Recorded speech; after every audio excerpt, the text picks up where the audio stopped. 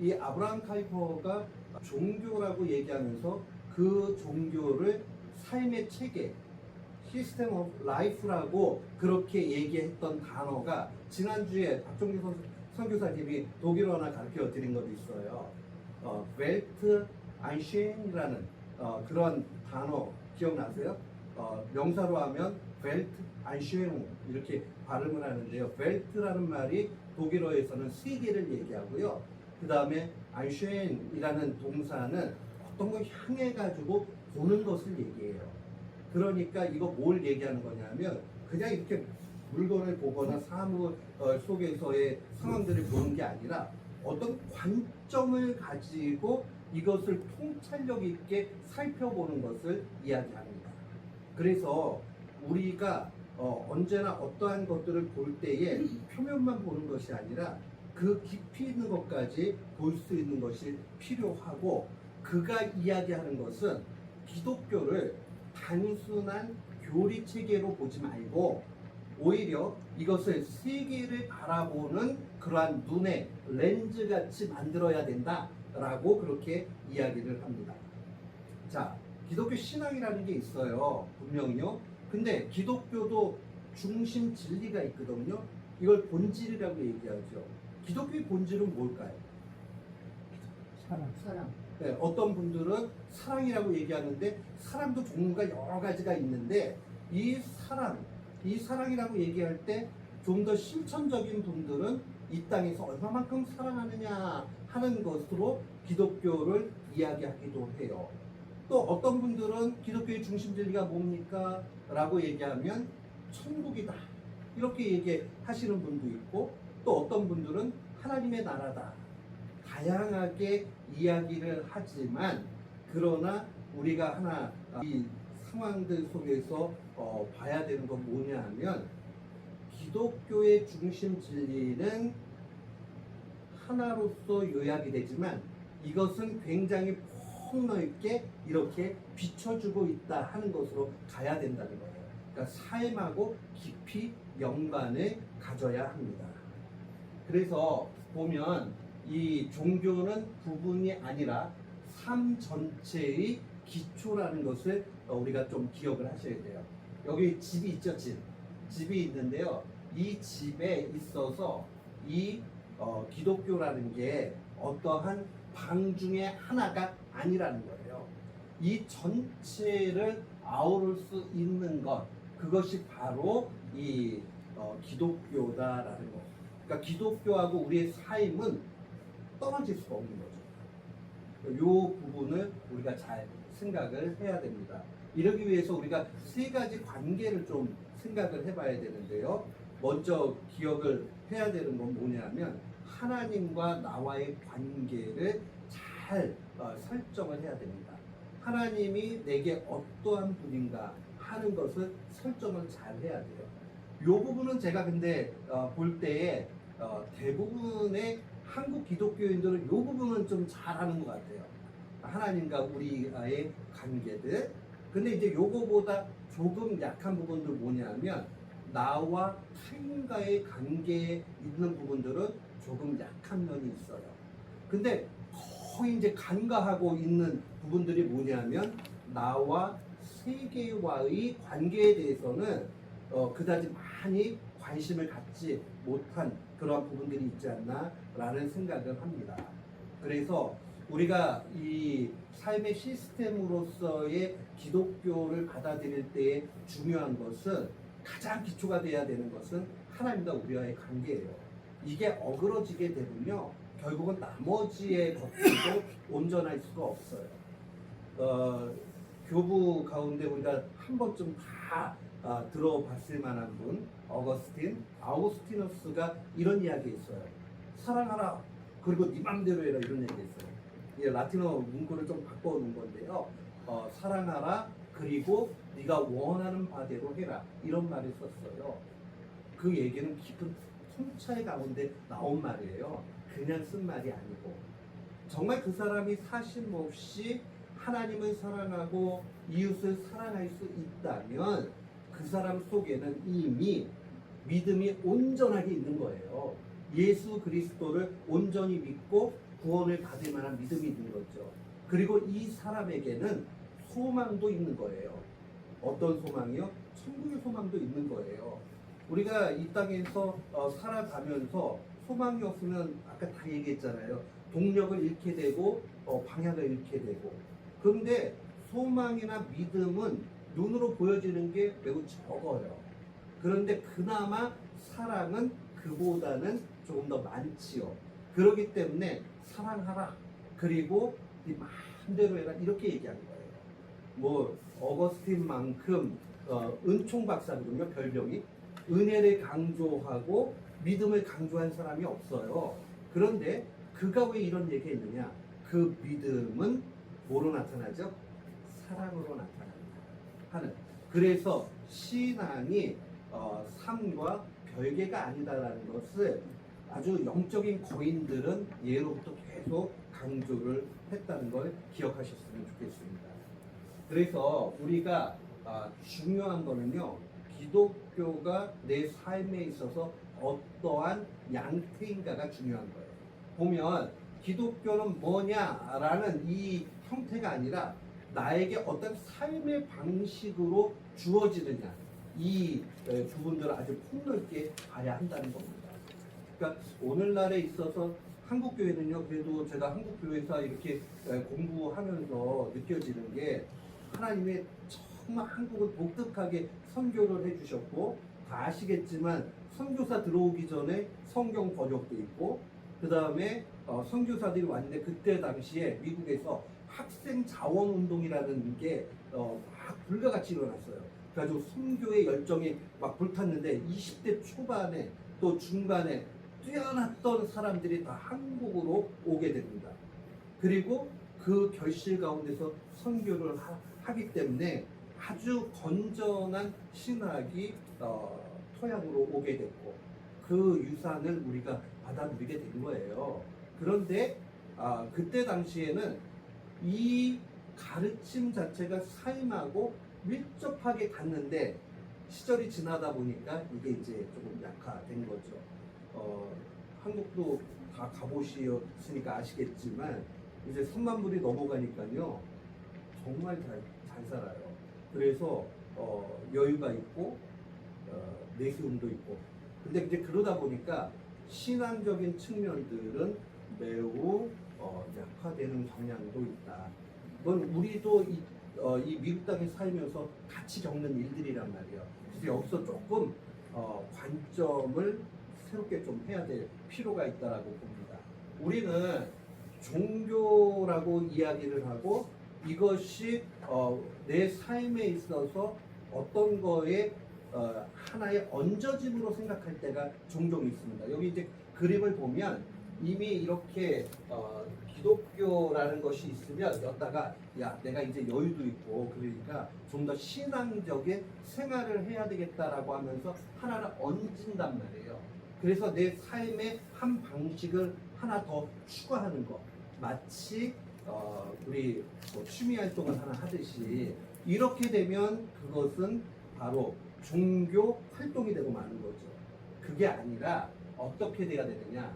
저 오른쪽에 있는 그림과 같이 하나의 체계가 돼서 존재와 행위의 근본적인 그러한 원리가 돼야 되는 거예요. 우리가 기독교 신앙을 가졌다라고 하면 우리의 삶이 이제 기독교 신앙적으로 완전히 체질이 바뀌어가는 형태가 돼야 되는 거죠. 더 쉽게 이야기해 볼까요? 바로 오늘 강의의 핵심 질문이에요. 우리와 하나님과의 그 관계가 바뀌게 될 때, 기독교 신앙이 우리의 삶의 체계가 될 때에 나의 어떤 정치관, 학문, 예술 이런 것들이 다 바뀌어진다는 걸 기억을 하셔야 된다는 거예요.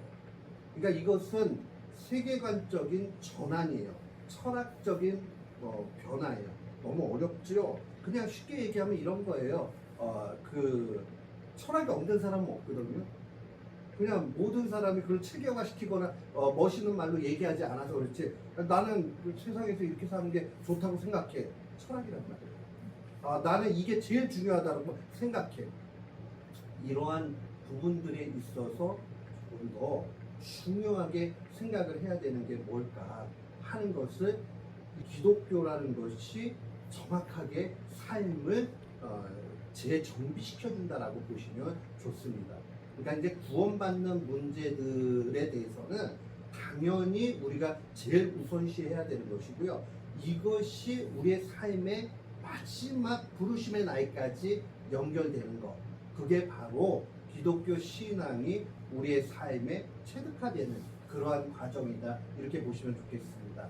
그러면서 이것의 최상의 원리로 봐야 되는 게 뭐냐면 하나님의 절대 주권입니다. 하나님의 절대 주권이라는 건 쉽게 얘기하면 이런 거예요. 하나님 뜻대로 다 된다. 하나님이 계획한 대로 모든 것이 이루어진다. 이게 하나님의 절대 주권이에요. 근데 여기서 우리는 이러면 굉장히 불편한 마음이 생기는 시절이 됐어요. 저는 요즘 세태들을 바라보면 되게 깜짝 놀랄 때가 있어요. 종종 이제 가톨릭 쪽에 있는 분들이 유튜브로 올리기도 하고 얘기하다 보면 아주 쉽게 교황을 비판하거든요. 제가 어린 시절 신학했던 시절만 해더라도 교황에 대해서 가톨릭 신부님들뿐만 아니라 가톨릭에서 그렇게 대놓고 비판 못 하거든요. 그런 건 아주 잘못된 거라고 생각을 했고 당연히 그랬어요. 근데 요즘에는요 괜찮아요. 그렇게 하는 게 일반적으로도 그래요. 어렸을 때 교회 다니실 때 어떠셨어요? 목사님이 좀 실수하고 잘못돼도 이거 속상하지만 얘기 못 하셨지만 요즘 시절이 이제 그런 권위들이 다 없어진 그런 거 이제 포스트 모던이라고 사람들은 규정을 또 해가지고 얘기하잖아요. 이 절대적인 권력들이 없어졌기 때문에 하나님의 절대 주권 이러면 불편한 마음이 분명히 생길 수 있어요. 그런데 하나 중요한 거. 하나님은 사람과 다르죠. 사람은 힘을 가지고 있을 때에 악으로 치닫는 것이 쉽게 나타나요. 그러나 하나님은 그렇지 않으시다는 거죠. 하나님은 선하시다. 그러니까 하나님으로부터 나오는 모든 것은 선해요. 그렇기 때문에 이 전제 속에서 우리가 하나님의 절대 주권을 봐야 합니다. 그런데 이 하나님의 절대 주권을 굉장히 위협하는 요소들이 있습니다. 그게 뭐냐 하면 바로 여기에 나와 있는 대로 세속주의. 세속주의라는 것은 여러 가지 포괄적이지만 인간이 중심되는 거예요. 인간에게 있어서 제일 힘센 게 뭔지 아세요? 이성이에요. 이성. 인간이 가지고 있는 이성. 그래서 야 내가 그렇게 생각한다니까? 이건 정말 확실하다니까? 라고 얘기하면서 그렇게 이성에 호소해 가지고 가면 그 다음에 사람들은 거기에 쏠릴 수밖에 없어요. 야 그게 말이 되냐? 이렇게 표현하는 것이 철학적으로 표현하면 야 그거 합리적이네? 이렇게 표현이 되는 거예요. 그냥 우리가 그거 말 되네? 이성적인 거예요. 그리고 합리적인 것이고요. 합리라는 말이 이성에 부합하다, 딱 맞아떨어졌다 이런 얘기잖아요.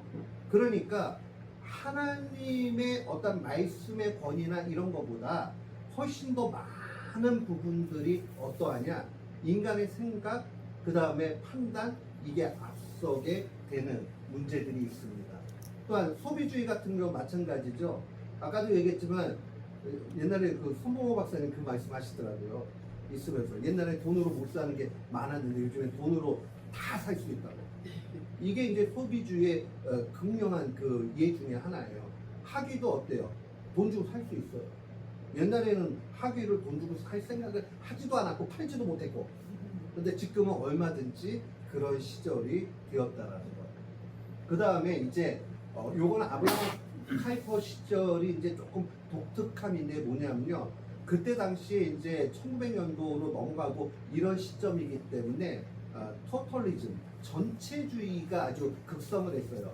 그리고 네덜란드 같은 경우에는 사회주의 시스템도 여전히 공존해가지고 있었고요. 이러다 보니까 아주 그 개인의 개성이나 이런 것들이 말살되는 형식들이 분명히 있었거든요.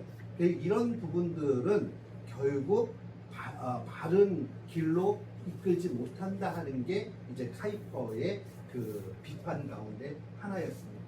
그래서 하나님의 절대 주권은 그러나 그의 선하심과 같이 미치지 않는 곳이 없다. 그러니까 우리는 고전적으로 어떻게 많이 생각을 했냐면요, 하나님은 천상의 통치 이렇게만 생각하고 이 땅에 대해서는 뭐 통치하신다 이론으로는 얘기하지만 그렇게 많이 그 생각을 안 한단 말이에요. 그랬는데 아브라함 카이퍼는 안 그렇다. 하나님은 이 땅의 문제들에 대해서도 깊은 관심을 갖고 계시다라고 얘기하면서 그의 유명한 용어인데 영역 주권이라는 말을 해요. 그 영역 주권이라는 말이 다른 말이 아니고요, 하나님의 힘이 절대 주권이 미치지 않는 곳은 없다, 그 뜻이 영역 주권입니다. 그래서 이 부분들을 좀 보면서 그가 두 번째 강좌를 할 때는요, 이 당시에 세계를 이렇게 이끌어 갔던 그러한 종교들을 심층적으로 분석을 하면서 이 기독교와 그다음에 그 다른 종교들을 분석해가지고 얘기를 합니다. 그러면서 이제 범신론을 얘기할게요. 판테이즘이라고 얘기하는데 이게 원래 판이란 말이 모든이라는 얘기고요. 테이즘이라는 건 모든 것 속에 신성이 있다는 얘기예요. 그러니까는 피조물과 창조주의 구분이 없는 게 범신론이에요. 그러니까는 자연 모든 만물 안에 하나님의 요소가 있는 거예요. 그러니까는 구할 수도 없고 그 다음에 능력도 없는 피조물을 섬기는 일들, 이게 이제 범신론의 기본적인 겁니다. 그래서 피조물을 우상화하죠. 또한 이슬람은 이제 문제가 뭐냐 하면 이슬람은 하나님이 너무 높은 분이에요. 그 높으신 하나님은 인간하고 접촉점이 없어요. 그래서 옛날 이슬람 신자가요, 그 개신교로 개종을 하면서 쓴 책의 제목이 뭐였냐면 나는 비로소 하나님을 아버지라 불렀다. 와닿지. 이슬람의 세계관에서는요, 하나님을 아버지라 부를 수 없어요. 너무 높은 분이기 때문에 완전히 단절이 돼 있는 거예요. 그런데 이런 상황에서 그래도 로마 가톨릭은 하나님을 분명히 섬기고 있고 하나님의 통치 아래 있다라는 걸 인정을 해요. 근데 카이퍼가 봤을 때 문제는 뭐냐? 여기 안에 중간 매개가 있다라는 게 문제예요. 그게 바로 사제들과 교회였어요. 근데 요거 지금 잘 들으셔야 돼요. 사제와 교회에 대해서 부정을 했다라는 표현이 아니에요. 사제주의가 되고 교회가 가톨릭의 교회는요 2층 구조예요. 가르치는 교회, 배우는 교회. 가르치는 교회는 사제를 얘기해요. 그 다음 배우는 교회는 일반 평신도를 얘기를 해요. 그래서 우리 일반적으로 얘기할 때 개신교회에서 아예 그냥 뭐 평신도들이 이런 표현 쓰기는 하잖아요. 근데 이거 우리하고는 안 맞는 얘기예요. 사제와 평신도를 나누는 건 가톨릭적이에요. 그러면서 언제나 하나님의 은혜가 임하기 위해서는 그 안에 사제가 들어가야 돼요. 그 매개로서. 그러니까 사제가 없으면 안 되죠. 사제들은요, 자기 혼자도 얼마든지 성찬할 수 있습니다. 또 혼자 자기가 하고 먹는 사람들도 있어요. 얼마든지 가능해요. 그리고 교회는 왜 그러느냐? 가톨릭은 성례가 몇 개죠? 혹시 아세요? 우리는 2개만 있잖아요. 우리는 성례 뭐예요? 세례하고 성찬하고 2개만 있잖아요. 근데 그들은 5개가 더 있어요. 7개요, 7개. 근데 그걸 가만 보면요,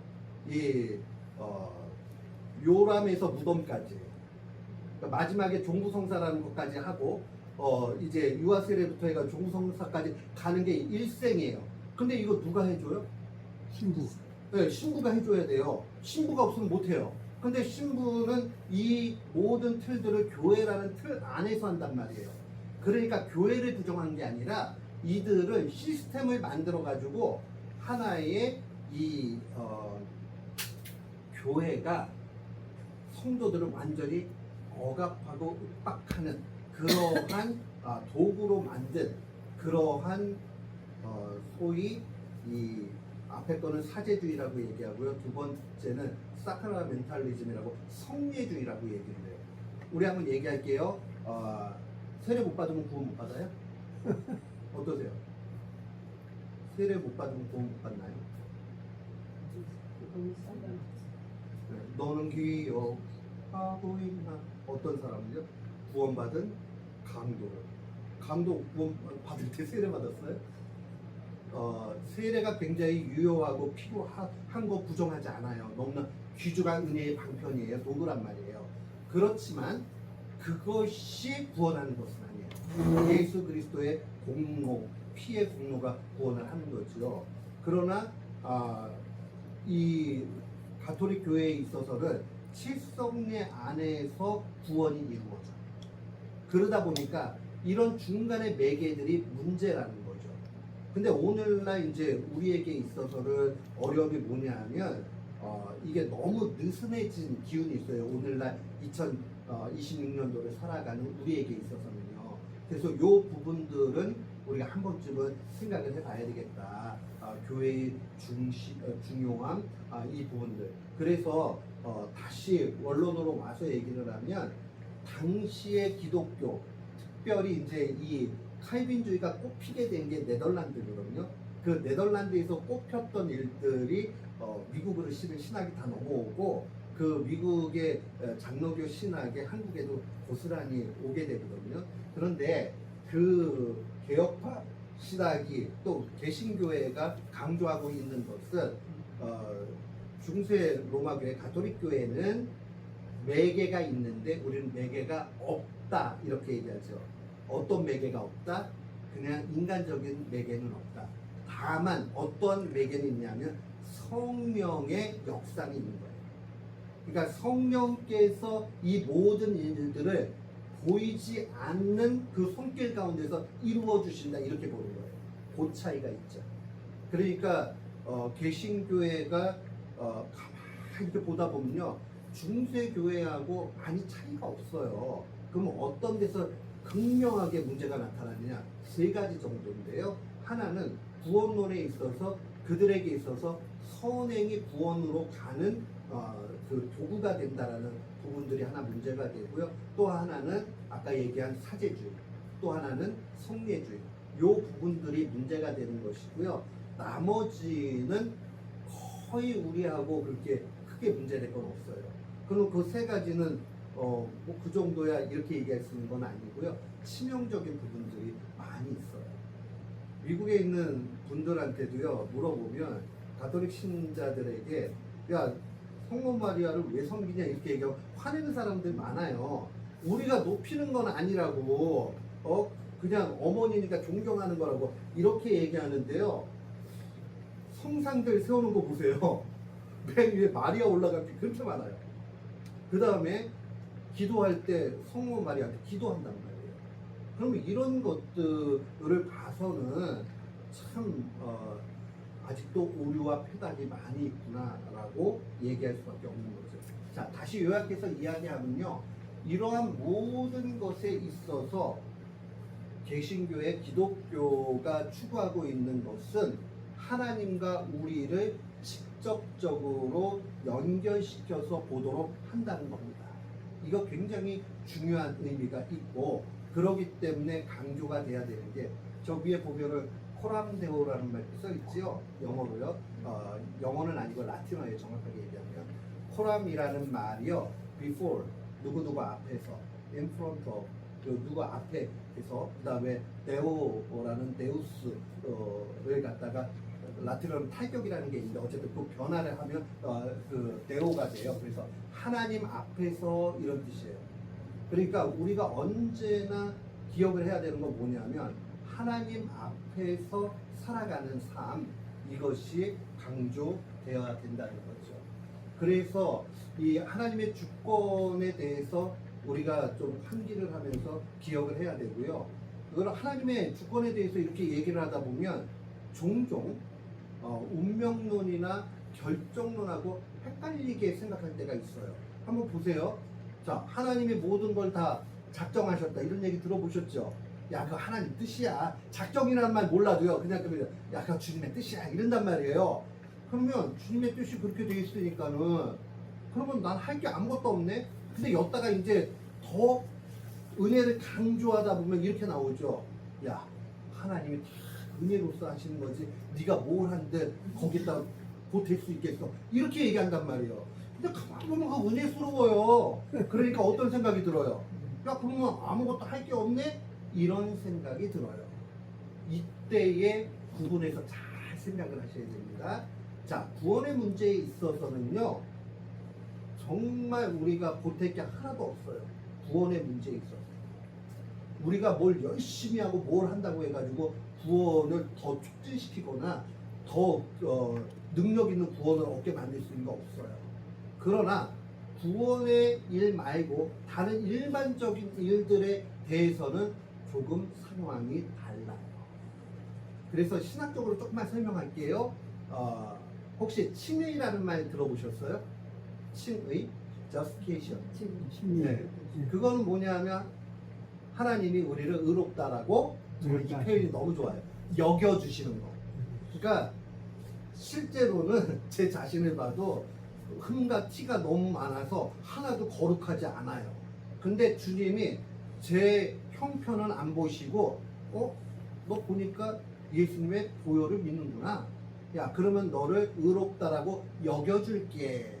이거는 100% 하나님 은혜로 되는 거죠. 구원은 100% 하나님의 은혜로 되는 거예요. 그런데 그 칭의 이후에 어떠한 삶이 펼쳐진다고 얘기해요? 거룩해지는 과정, 성화라고 얘기하죠. sanctification. 이 sanctification은요 하나님의 은혜를 통해서 나도 그 은혜에 반응을 하는 것까지 얘기를 해요. 그러니까는 열심히 신앙생활 해야 된다고요. 그러니까 그러면서 성화의 길대로 가게 되는 거죠. 전자의 이 칭이라는 것이 하나님의 큰 은혜 가운데 놓여지지만 그렇게 하다 보면 인간의 그 사악함은 언제나 자기 멋대로 살려고 한단 말이에요. 근데 이것을 막을 수 있는 장치가 뭐냐? 성화라는 거예요. 주님은 부르심의 날까지 우리를 거룩하게 인도해 가신다 하는 것을 조금 볼 필요가 있습니다. 그래서 하나님의 주권이라는 것 자체는요, 패톨리즘, 이 숙명론이나 또 결정론과는 매우 다르다는 거예요. 결정론이라는 것 자체는요, 하나님이 딱 정해놓고 그걸로 끝냈다는 거예요. 그러면 우리의 열심이나 노력의 여지가 들어갈 수 있어요, 없어요? 하나도 들어갈 틈이 없어요. 그냥 그렇게 결정하셨으니까. 그런데 이거는 구원에 대해서는 그렇게 이야기할 수 있어요. 성경에 보다 보면 헷갈리는 단어들 또 신학적인 용어들 보면 여러분들 하나님이 작정했다 이런 말 들어보셨어요? 작정, 디크리라고 얘기하는 거. 작정. 근데 또 성경에 있다 보면 선택이라는 말도 나와요. 이게 다 비슷비슷한 것 같이 보이거든요. 작정이라는 거는요, 하나님의 원래 그 원대한 계획과 뜻을 작정이라고 얘기를 해요. 그런데 하나님의 이 작정 가운데서 특별히 구원과 관련된 것을 하나님이 예정하셨다라고 얘기를 해요. 여기서 예정론이 나와요. 그러면서 예정론은 두 가지의 종류가 있어요. 하나는 구원받을 자를 선택하셨다. 또 선택받지 못한 자를 편의상 육이라는 말로 사용을 해요. 육이라는 것은 갖다 버렸다는 게 아니라 그냥 내버려 뒀다는 얘기예요. 자, 그러니까 하나님의 큰 뜻대로 되어가는 것은 작정 안에서 이루어지는 일들이에요. 그런데 예정이라고 얘기했을 때는 구원의 문제에 대해서만 국한을 해야 됩니다. 자, 근데 이것도 바울이나 칼빈이 사용을 할 때 언제나 감사할 때 사용했지, 야 너는 구원 못 받았지, 너는 예정 안 됐지, 이 용도로 만들었던 말이 아니에요. 다 모든 것이 야 나 같은 게 구원받은 거 가만 생각해 보니까 은혜였다, 찬송하리로다. 하나님께서 만세전에 나를 택하사. 다 하나님 찬양할 때 쓴 말이지, 야 이거는 저 구원 못 받았네, 이건 구원 받았네, 이거를 안 했다는 거예요. 그러니까 이제 그 유명한 복음주의자 가운데 J.I. 패커가 아주 얇은 소책자를 하나 썼어요. 하나님의 절대 주권과 전도라는 책이에요. 자, 하나님이 다 특정하시고 하나님이 예정하시고 선택하셨으면 전도하실 필요 있어요? 어떻게 선택하실 선교하실 필요 있어요? 그렇게 믿고 얘기했던 일들이 교회 역사 가운데 있었어요. 그들은 예정론을 오해한 거예요. 그래서 숙명론처럼 이렇게 생각한 겁니다. 그래서 우리는 숙명론이 기계 같이 딱딱 떨어지는 것만 숙명론이다 이렇게 생각하는데, 더 근본적인 숙명론의 문제는 결과에 이르게 되는 수단이 무의미하게 되는 것, 이게 숙명론이에요. 자, 제가 그러면 아까 다시 한번 J.I. 패커 그 책 얘기를 해드릴게요. 그는 전도해야 된다고 딱 얘기를 해요. 하나님이 다 작정하셨는데? 그러면 반문해요. 야, 누가 선택됐는지 알아? 아세요? 누가 선택됐는지? 그건 하나님의 크신 그의 선하신 뜻 가운데서 이루어지는 일이니까 우리는 알 길이 없잖아요. 그러니까 우리는 어떻게 해야 돼요? 모든 사람이 선택돼 있다라고 가정하고 복음 전하는 거예요. 우리가 알 길이 없잖아요. 그러니까 복음의 씨앗을 뿌리는 것은 당연한 것이 되고 만다는 거죠. 그래서 우리가 중요하게 여겨야 되는 건 뭐냐? 이 하나님의 절대 주권 사상은 운명론이나 결정론이 아니다. 여기에는 우리의 수단, 원인, 다른 말로 얘기하면 우리의 노력이 함께 간다라고 봐야 됩니다. 그래서 여기 보게 되면 1차 원인이 그냥 결과로서 고정되는 것, 그래서 인간의 수단과 노력이 다 무용한 게 되는 게 그 숙명론이에요. 그러나 바른 하나님의 주권 사상은 어떤 거냐? 하나님은 결과뿐만 아니라 수단도 작정하셨다. 이 말은요, 하나님의 큰 뜻 안에서 이 모든 일들이 함께 간다는 거예요. 그러니까 우리가 수단이 되어져 가지고 이 땅의 삶을 살아갈 때 하나님의 뜻에 부합하게 살아가려고 노력해야 돼요? 안 해야 돼요? 노력하셔야 돼요. 그것은 분명히 영향이 있습니다. 장로교의 대표적인 신앙고백서인 웨스트민스터 신앙고백서에 이런 내용이 나옵니다. 하나님은 모든 일을 작정하셨으나 피조물의 의지의 자유나 2차 원인의 자발성을 제거하지 않으시고, 다른 말로 얘기하면 우리가 하는 노력들이 무의미한 것이 아니라 오히려 그것을 확고히 만드셔서 사용하신다는 거예요. 자, 이거를 어거스틴은 뭐라고 얘기했냐면요, 성령님이요 우리 속에서 역사하셔가지고요 우리 속마음을 완전히 새롭게 바꾸신대요. 고치시킨다라고 얘기했어요. 그러니까 야, 저 사람 완전히 새 사람 됐네, 이게 진짜로 맞는 표현인 거예요. 어떻게 새 사람이 됐느냐? 그 이전까지는 내가 좋은 거, 내 방식대로 그렇게 갔는데 성령님의 역사를 통해서 우리 속에서 그 내면이 바뀌어가는 거죠. 사랑도 그래요. 엄밀하게 얘기하면요, 나 사랑해야지 시작 하면 사람 잘 되세요? 어떠세요? 네, 잘 안 돼.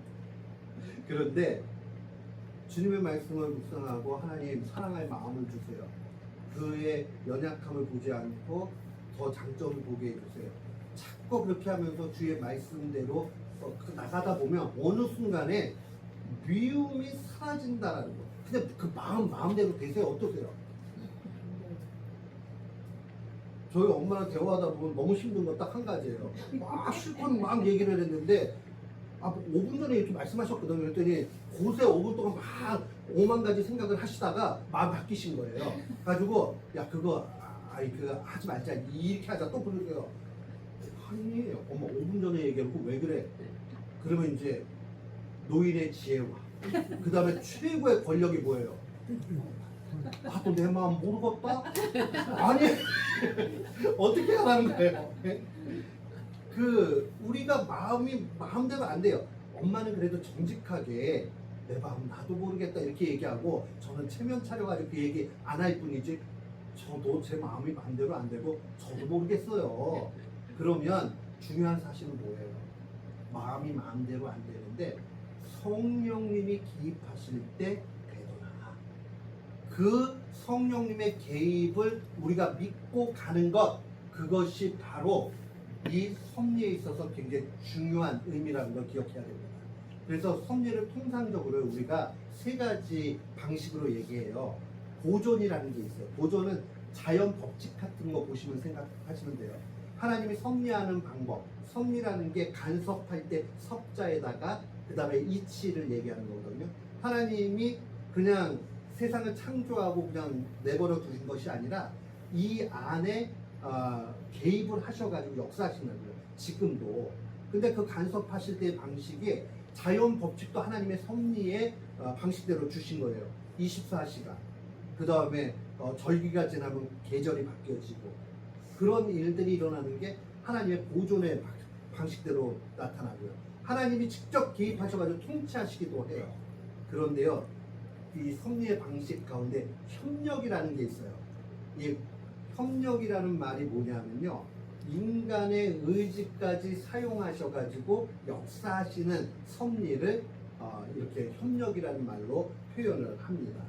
그래서 하나님께서 궁극적으로 작정하고 섭리하시는 데 있어서 2차 원인까지도 다 포함해가지고 역사하신다. 그러니까 이 부분을 우리가 바로 봐야지, 이렇게 안 되면 오히려 기독교 신앙, 특별히 칼빈주의는요, 매우 인간을 나약하게 만듭니다. 하나님 다 하시는데 뭘 할 게 있어요? 이렇게 돼버린다고요. 그러면 언제 하나님이 다 하신다라고 얘기해야 되느냐? 진짜 은혜 받아가지고 막 열심히 해가지고 막 이렇게 했어요. 근데 은혜를 받고 나 보니까 바울이 뭐라고 해요? 내가 다른 사도들보다 엄청 수고했고 그 다음에 그렇지만은 이거 아무것도 아니다. 이거 가능케 하시기 누가 하신 것이다? 하나님이 하셨다. 나의 나된 것은 하나님의 은혜라 라고 고백하는, 그때 쓸 수 있는 말이에요. 이게 노력도 하나도 안 한 사람이 하나님이 다 하시니까 이거는 아니라는 거죠. 그래서 오늘 한 가지를 좀 배우시고 가셔야 됩니다. 열심을 내서 신앙생활 해야 되겠다. 뜨겁게 신앙생활 하시길 바랍니다. 네. 그러면서 자, 이거 똑같은 얘기예요. 숙명론이라는 거는요, 관객의 자리에 있는 거예요. 아니 뭐 스크린이 막 넘어가는데 내가 저놈이 지금 이 선한 사람을 죽이려고 그러는데 죽이면 안 되는데 그래도요, 시나리오가 죽이는 걸로 돼 있으면 아무 상관없이 죽어요. 그죠? 그런데 내가 이 등장인물이 되면 내가 어떻게 연극하느냐에 따라 나의 대사와 이거에 따라서 바뀌어지게 되지요. 중요한 것은요, 맨 나중에 생각하니 주님이 그렇게 하셨구나라고 고백하는 것일 뿐이지 우리의 2차 원인도 하나님이 사용하신다. 요걸 꼭 기억을 하셔야 됩니다. 여러분들 그 부분들. 그래서 구원은 아까 얘기했어요. 전적인 하나님의 은혜지만은 이 일반 은총은 이런 거예요. 신자나 불신자나 모두에게 주어진 게 일반 은총이죠. 하늘에 해 보세요. 신자만 따라다녀요? 불신자들도 다 해의 유익을 받잖아요. 하나님이 불신자들도 다 그 돌보시고 하신단 말이에요. 그리고 어떻게 그 병원 갈 때 예수 믿는 분한테 가세요? 잘 고치는 분한테 가세요? 예수는 너무 잘 믿고 막 너무 멋있어, 목소리도 좋고, 근데 병을 못 고쳐. 근데 어떻게 가시겠어요? 아무도 안 가요, 거기는요. 자, 그러면 불신자인데 뛰어난 은수를 가지고 있는 것은 구원과 상관없지만 하나님이 그분에게 특별한 은사를 주신 거예요. 그게 일반 은총이에요. 불신자들도 일반 은총 분명히 받습니다. 그러니까 연주하는 사람들 막 보세요. 불신자인데 연주 끝내주게 해주는 사람들도 있잖아요. 그러니까 우리는 이 차원에서 구분해서 생각을 해야 됩니다. 얼마든지 일반 은총의 영역에 있어서 불신자가 뛰어나다라고 하면 그 유익을 우리가 얻을 수 있다. 여러분들 편찮으시면 어떻게 하세요? 아, 나 머리가 아파. 그럼 어떻게 하세요? 약을 드시죠. 그 기도만 하시는 분 있어요? 약 안 드시고? 근데 이게요, 예전에는 굉장히 논란이 된 적이 있어요. 약을 먹는다라고 얘기하면 믿음이 없는 사람 같이 막 그게 치부해가지고 얘기하는 그러한 상황들도 있어요. 제가 직접 들은 얘기인데, 그 아까 얘기했던 손보고 박사님이 그 화란에서 네덜란드에서 그 유학하고 있을 당시에, 아니 작은 마을인데 그 마을은 죄다 그렇게 소아마비 환자들이 많더래요. 그래가지고 너무 이상해가지고 거기 장로님한테 물어봤대요. 아니 근데 왜 여기 마을은 다리 불편하시고 그런 분들이 많아요? 그랬더니 우리는 백신 안 맞습니다. 약 안 먹습니다. 왜냐? 그것도 하나님이 주신 거면 아멘으로 받아야 된다는 거예요. 근데 이게 이제 아브라함 카이퍼의 후예인데 카이퍼를 못 배운 것 같아요. 카이퍼를 배웠으면 카이퍼는 뭐라고 그러냐면 열심히 기도하고 약은 불신자가 만들었어도 그 불신자에게 주신 지혜는 누구 거예요? 하나님 거. 이게 영역 주권이에요. 하나님이 주셨으니까 우리는 기도하고 불신자가 만든 거라도 유익하니 먹는 거예요. 근데 그거 먹었다고 해서 영생을 얻는 건 아니죠. 그러나 당장의 고통과 어려움에서 벗어날 수 있잖아요. 근데 이 두 가지의 밸런스를 놓치게 되면 우리는 믿음이 좋은 것 같이 보이지만 결국은 믿음과 무관한 그러한 모습으로 갈 수도 있다 하는 걸 좀 기억을 하셨으면 좋겠습니다. 그래서 우리가 특별히 이제 이 영역 주권이라는 거는요, 쉽게 얘기하면 이런 거예요. 그냥 국가든 교회든 가정이나 학문이든 경제든 언제나 자신들의 독특한 고유 영역들이 있다. 그런데 이 영역들을 통합하고 통치하는 것은 하나님의 손길 가운데 있다라고 보는 거예요. 그러니까 개별성을 인정하면서 하나님의 주권의 통일성도 함께 바라봐야 된다는 거예요. 그러니까는 예를 들어 가지고는 저 사람은 예수를 안 믿으니까 무조건 저 사람이 하는 거는 잘못됐어, 이렇게만 갈 수는 없다라는 거예요. 특히 학문의 영역에서는 많은 부분이 그렇게 갑니다. 가치를 따지는 철학 문제는 조금 달라요. 그러나 다른 영역들은요, 얼마든지 그렇게 더 뛰어난 불신자들이 있을 수 있다는 걸 기억하셨으면 좋겠습니다. 그리고요, 그러면 이제 기독교는 어떻게 근대 학문에 토양이 되었는가 하는 이 부분들도요, 다른 상황들을 보실 건 아니고요, 핵심적으로 봐야 될 것은 딱 이거예요. 대립이라는 게 있고, 그 다음에 일반 은총이라는 요 두 축이 균형을 이뤘다는 것을 좀 기억을 하셨으면 좋겠습니다. 모든 학문은 중립적일 수 없어요. 한쪽에 치우칠 수밖에 없고, 거기에는 세계관이 언제나 내포되어져 있습니다. 모든 것들은요. 근데 이런 것들을 교정해 가지고 갈 수 있는 것은 하나님을 알고 있는 이 하나님의 절대 주권 하에 있을 때만 가능하다는 거고요. 또 일반 은총에 대해서도 분명히 불신자의 학문에 있어서의 거룩함, 또 진리를 인정하고 협력해야 된다라는 두 관점을 함께 가지고 가야 돼요. 그러니까 분별은 해야 돼요. 그러나 어떤 영역에 대해서는 저건 일반 은총의 영역이니까 타당성이 분명히 있고 우리가 받을 수 있어야 된다라는 그 모습으로 가야 된다는 거죠. 근데 오늘날 이제 미국도 점차 그렇게 가고요, 전 세계가 다 그렇게 가는데 한국만 그런 건 아니고요. 진영 논리라는 말 많이 사용하고 들으시죠? 이 진영 논리가 제일 위험한 거예요. 우리 박정규 선교사님이 우리 이거 하다 보면 여러 번 이제 강조하는 게 어떤 사이드에 딱 있어가지고 그 진영에 있어서 주장을 하면 다 옳고 아니면은 다 틀리고 하는 이런 거는 굉장히 위험하다는 거죠. 왜 그러냐 하면 어떤 부분들에 있어서는 불신자나 또 다른 대척점에 있는 분들의 주장이 분명히 타당성을 가질 수 있고 우리가 열린 마음으로 받을 수 있는 부분들이 있거든요. 그런데 용어를 같이 쓴다던가 그러면 큰 문제로 생각을 하는 거죠. 아까 그 좋은 예 중에 하나가 나눔, 그 다음에 같이 공유하는 거, 이런 것들을 얘기하면 분명히 이거 사도행전 2장에 나오는 거잖아요.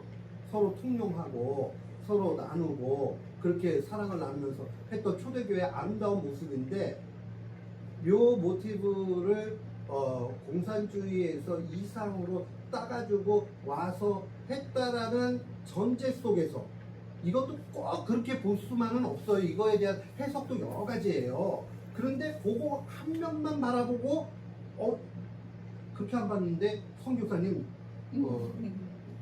좌파입니까? 이렇게 얘기를 하면 이게 이제 영역 주권을 잘 모르는 부분인 거죠.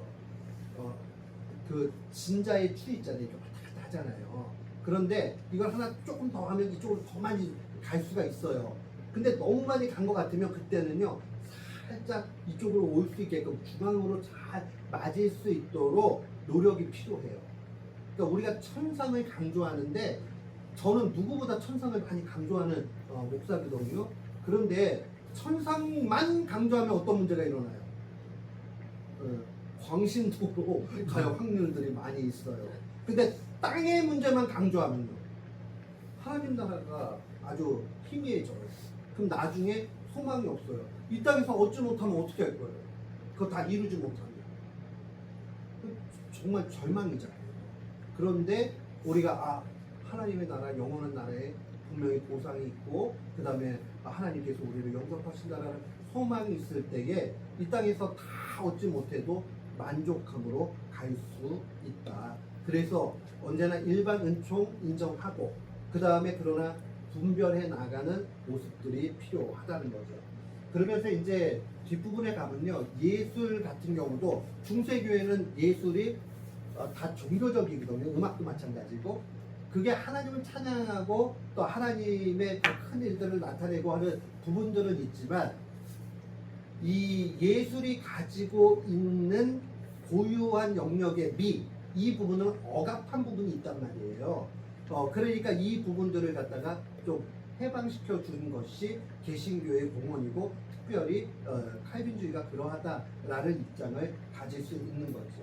그래서 언제나 우리가 이 균형을 좀 가져야 돼요. 분별하지만 각각의 영역에 독자성이 있다라는 거. 이것은 성경도 마찬가지죠. 성경 안에서 우리에게 꼭 주어지는 게 교회도 일치성이 있고 다양성이 있죠. 한 사람 한 사람 개개인의 다양성을 인정하면서 그리스도가 머리가 돼서 하나로 일치를 이루어 가야 되는 거죠. 어떤 분들은 막 이렇게 교단의 나님에 대해서 비판을 많이 하시는 분들이 있어요. 그런데 그것도 인간의 연약함 때문에 뭐 일어나는 일들이긴 하긴 하지만, 그러나 또 많은 부분들은요, 하나님의 폭넓으심이라는 걸 한번 좀 볼 필요가 있어요.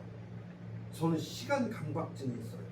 그래가지고 몇 시에 시작한다고 했으면 그때 시작을 해야 되고, 몇 시에 끝나야 된다면 딱 끝나야 되는 사람이에요. 근데 제가 강의차 한국에 가면 협동 목사로 있는 교회가 있는데, 그 목사님은 자유로워. 근데 어느 정도로 자유로우시냐면 이거 오해는 하거든요. 그분 굉장히 경건하신 분인데, 그분은 예배 시간이 당신이 오시는 시간이 예배 시간이에요. 근데 한 40년을 그렇게 하니까요, 교인들이 그냥 그러냐고 아무 문제가 없어요. 그 교인들 속 타는 건 누구만 속 타겠어요? 저만 속 타요. 아니, 나 이게 지금 시간이 되면 해야 되는데, 저는 예를 들어가지고 12시 30분 예배다. 그러면 12시 29분에 제가 단에 딱 올라가가지고 마지막 프렐루드가 끝나면 바로 들어가야지, 안 들어가면 막 미치는 사람이에요. 근데 배운 게 하나 있어요. 뭘 배웠느냐? 그래도 하나님이 그 가운데 역사하시더라. 근데 하나님이 영광 받으시고 역사하신다는데, 제가 그렇다고 그걸 장려하겠다는 뜻은 아니에요. 그러나 하나님이 받으시기에 다양성 속에 그냥 가자. 그 교인들은요, 한 명도 불평이 없어. 40년을 한 교회에서 그렇게 하시니까요, 아무도 불평이 없어요. 네.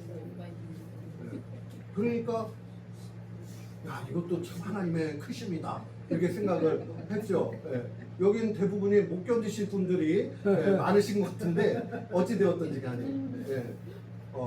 이러한 다양성들 이게 학문을 하건 아니면 관계를 할 때도 다 필요하다 하는 것 좀 기억을 하셨으면 좋겠고요. 이제 마무리를 좀 제가 하겠습니다. 여기 하프가 하나 보이죠? 이게 아이오로스 하프라고 이제 일명 이야기하는 하프인데요. 이거 뭐냐면요, 연주자가 없어요. 그냥 이렇게 세워놓고 바람이 옛날 그 풍경 있잖아요. 풍경 바람에 의해서 소리 따라다니는 소리 나듯이 그렇게 하프가 연주가 되는데 아브라함 카이퍼가 마지막 6번째 강의를 하면서 이런 이야기를 합니다. 칼빈주의로 하여금 하나님의 생기 없이는, 여기서 하나님의 생기라는 건 성령님을 얘기합니다. 성령님 없이는 절대적으로 무력한 그러한 하프에 불과하도록 하라. 그 얘기는 내가 알고 있는 그 시스템이 절대적이라고 거기에 매이지 말라는 거예요. 성령의 역사가 훨씬 우선돼 가지고 가야 된다는 거예요. 그러니까 우리가 이 부분들을 분명히 기억해야 되는 것은 우리가 알고 있는 거, 야 이거 나 좋아, 내가 생각하는 거는 딱 맞아 떨어져, 좋아요. 내 거 나의 정체성을 갖는 것은요. 그러나 그걸 절대화하게 되면 나랑 다른 사람들하고는 참 어렵죠. 여러분들 그 찬송할 때 박수 치실 수 있으세요? 어떠세요? 있어요. 네. 근데 아주 전통적인 장로교에서 잘하신 분들은요, 이게 박수 치는 게 그렇게 어색하면 힘드세요. 기도하실 때 소리 내서 기도하시면은 어떻게 좋으세요? 싫으세요? 어떤 분들은 시끄러워가지고 내 기도를 못 하시는 분이 있고요. 어떤 분들은요, 조용하면요 절간 같다고 해요. 이제 저희 와이프가 이제 교회에서 반주를 하는데 저는 기본적으로 이 전통적인 예배 형식을 굉장히 좋아해요. 그러니까 이제 프렐루드가 올게들이 이렇게 쭉 나오게 되는데 그걸 듣고 어떤 분들은 오셨다가 성당 같아서 싫어 이런 분들도 있어요. 그러니까 이게 참 다양하죠. 그러니까 그때 우리가 생각을 해야 되는 건 하나님이 각기 다양성을 주셨으나 삼위일체 하나님을 찬양하고 예배를 드리니 영광 받으신다, 이렇게 가야 되고요. 우리가 이 안에서 성령님의 역사가 크게 나타날 수 있도록 그렇게 하는 게 중요합니다. 그래서 우리가 이제 그 고백을 해야 되는 건 뭐냐면 딱 요 밑에 거예요. 종교는 사적 공간이 아니라, 이 말은 어떤 한 부분으로만 있는 것이 아니라 기독교라는 것 자체는 우리 삶 전 영역에 영향을 끼친다.